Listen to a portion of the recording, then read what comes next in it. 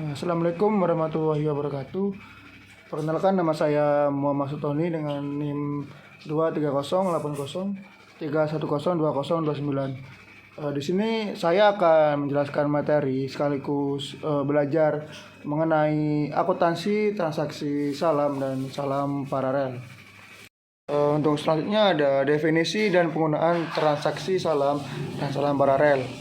Sini yang pertama itu ada buy as, BA salam atau biasa disebut dengan salam. Ini merupakan pembelian barang dengan pembayaran di muka. Tapi penyerahan barang ini dilakukan di kemudian hari, digunakan untuk memvalidasi pembiayaan suatu barang, biasanya hasil pertanian untuk memproduksi barang tersebut. Jadi salam ini pembeliannya itu dilakukan di awal dengan pembayaran di muka, tetapi barangnya ini diserahkan di kemudian hari. Selanjutnya ada salam paralel, merupakan jual beli barang yang melibatkan dua transaksi salam. Salam pertama ini dilakukan dengan pembeli dan salam kedua dilakukan dengan pihak lain, misalnya bank. Penerapan transaksi salam ini masih jarang digunakan dalam perbankan syariah, meski potensial karena sesuai kebutuhan masyarakat. Di sini ada beberapa keuntungan dalam menggunakan skema salam. Di sini biasanya nih salam ini sering digunakan untuk petani-petani gitu. Pertama, ada yang bagi petani itu pembayaran di muka sangat membantu dalam memenuhi kebutuhan modal untuk proses produksi. Sedangkan bagi pemerintah itu skema ini bermanfaat untuk mempercepat pencapaian dan pengadaan pangan dan mendukung ketahanan pangan nasional. Nah, bagi pengusaha, skema salam ini meningkatkan efisiensi dan nilai usaha karena dapat membeli produk pertanian dengan harga relatif murah akibat pembayaran di muka. Bagi bank syariah sendiri, skema salam ini memberikan keuntungan bagi bank syariah karena pembayaran dari pembeli dilakukan di muka, sehingga risiko keterlambatan atau gagal bayar dapat diminimalisir. Untuk selanjutnya ada teknis perhitungan dan perjalanan transaksi salam. Di sini ada transaksi salam pertama, yaitu pembelinya itu ada PT Thorik Agro Mandiri dan penjualnya Bank Syariah Sejahtera. Pada 1 Juni 2000 sekian, PT Thorik Agro Mandiri ini melakukan akad pembelian sebesar 100 ton biji jagung hibrida untuk kebutuhan ekspor 6 bulan datang. Pertama itu ada spesifikasi barang, biji jagung manis hibrida kualitas nomor 2. Selanjutnya ada kuantitasnya itu 100 ton, harganya 700 juta per ton. Waktu penyerahannya itu ada 2 tahap. Pertama itu 50 ton setiap 3 bulan pada 2 September dan 2 Desember 2000 sekian. Syarat pembayaran dilunasi penuh saat akan ditandatangani. Selanjutnya ada transaksi salam kedua atau paralel. Pembelinya itu Bank Syariah Sejahtera dan penjualnya ada KUD Tunas Mulia atau petani.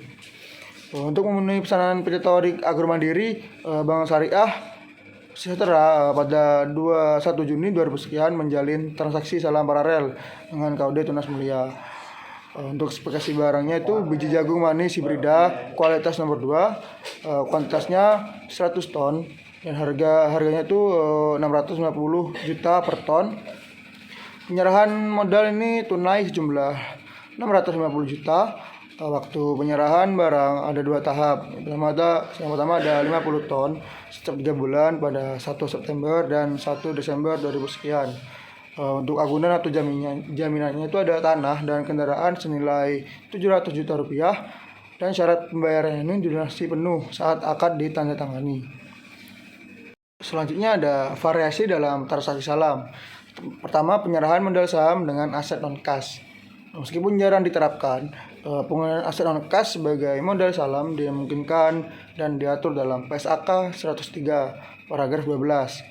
Aset non kas diukur sebagai nilai wajar pada saat penyerahan yang dapat menimbulkan 3 variasi. Pertama itu ada nilai wajar sama.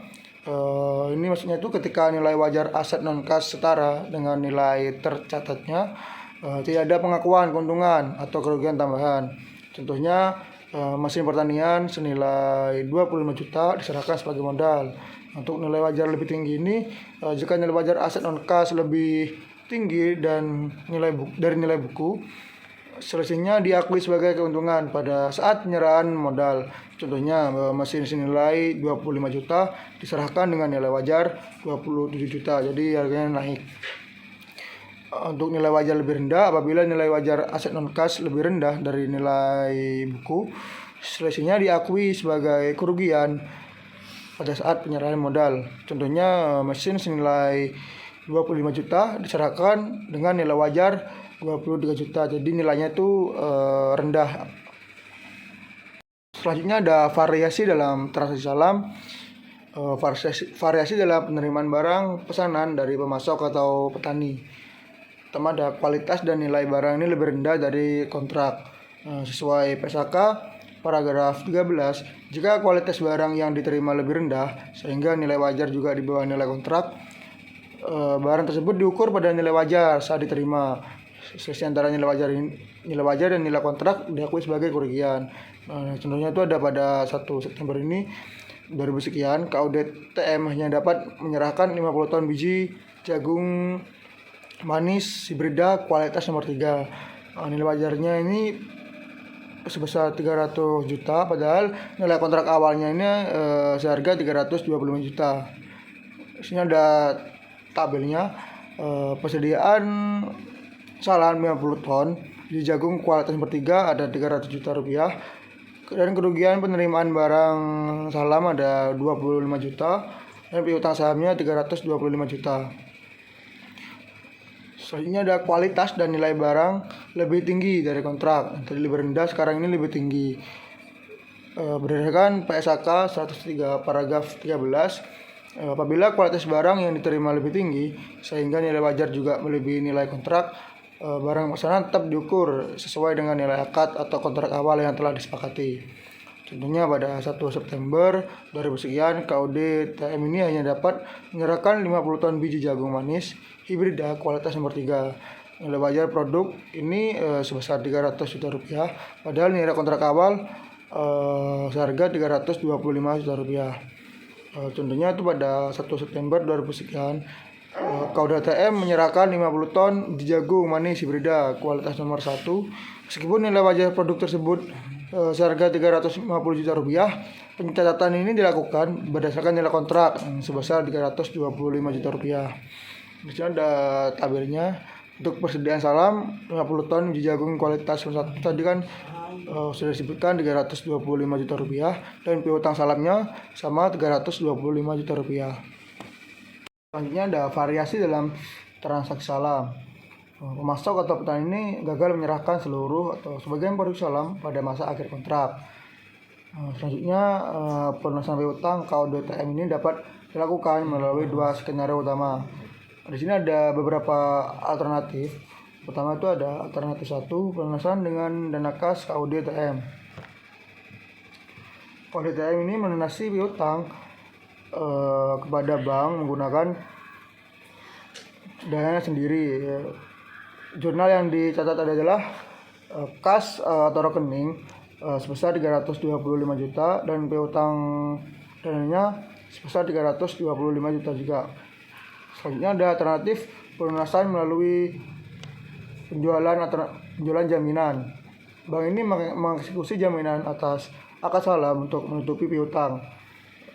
Di sini ada hasil penjualan lebih kecil dari piutang sebesar 300 juta rupiah, dengan kasnya 300 juta rupiah, dan piutang KUD sebesar 25 juta, dan piutang salamnya 325 juta rupiah. Nah ya, hasil penjualan lebih besar dari piutang sebesar 350 juta rupiah, dengan kas sama 350 juta rupiah, dengan rekening KUD TM sebesar 25 juta, dan piutang salam sebesar 325 juta rupiah. Selanjutnya ada variasi dalam transaksi salam. Pengenaan denda kepada penjual yang gagal menyerahkan produk salam bukan karena force majeure. Dalam transaksi akad salam, penjual ini memiliki kewajiban untuk menyerahkan produk yang disepakati di masa mendatang. Namun, terdapat kondisi di mana penjual itu gagal memenuhi kewajiban tersebut. Dalam PSAK 103 ini memberikan panduan mengenai penggunaan denda dalam situasi demikian. Di sini ada beberapa denda yang di PSAK 103. Pertama, ada dasar hukum denda. Berdasarkan PSAK 103 paragraf 15, pembeli ini berhak mengenakan denda jika pemasok mampu tetapi sengaja gagal menyerahkan produk salam. Selanjutnya ada besaran denda yang disepakati. Jumlah denda ini yang dikenakan adalah sebesar yang telah disepakati bersama dalam akad transaksi awal antara kedua belah pihak. Selanjutnya ada kondisi pengecualian. Denda ini tidak berlaku bagi penjual yang ketidakmampuannya diakibatkan oleh situasi force majeure atau di luar kendali mereka. Terakhir ada pengakuan akuntansi.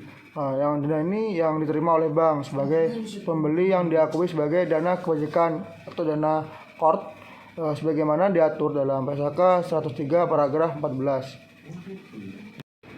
Untuk kesimpulannya di sini berdasarkan materi yang disajikan dapat disimpulkan bahwa transaksi salam dan salam berharga ini merupakan instrumen penting dalam memperbankan syariah yang memfasilitasi pembiayaan di muka untuk barang yang diserahkan di kemudian hari. Umumnya pada sektor pertanian, skema ini memberikan manfaat strategis bagi berbagai pihak, terutama petani ini mendapatkan modal kerja di muka. Bank meminimalkan risiko keterlambatan bayar. Pemerintah ini didukung dalam ketahanan pangan dan pengusaha memperoleh barang dengan harga yang lebih efisien. Pelaksananya harus mematuhi ketentuan syariah yang diatur dalam Fatwa DSN MUI serta prinsip akuntansi yang berdasarkan PSAK 103 yang mencakup pengakuan piutang salam, modal usaha, kewajiban penyerahan barang, dan pelakuan atas persediaan. Berbagai variasi dalam transaksi seperti penggunaan aset non-cash, perbedaan kualitas barang, kegagalan penyerahan, dan penerapan denda yang juga diatur secara rinci dalam standar tersebut untuk memastikan transparansi dan kepatuhan syariah. Dengan demikian, transaksi salam dan salam barang tidak hanya mendukung aktivitas ekonomi real, tetapi juga memperkuat peran perbankan syariah dalam menerapkan prinsip keadilan dan keberlanjutan.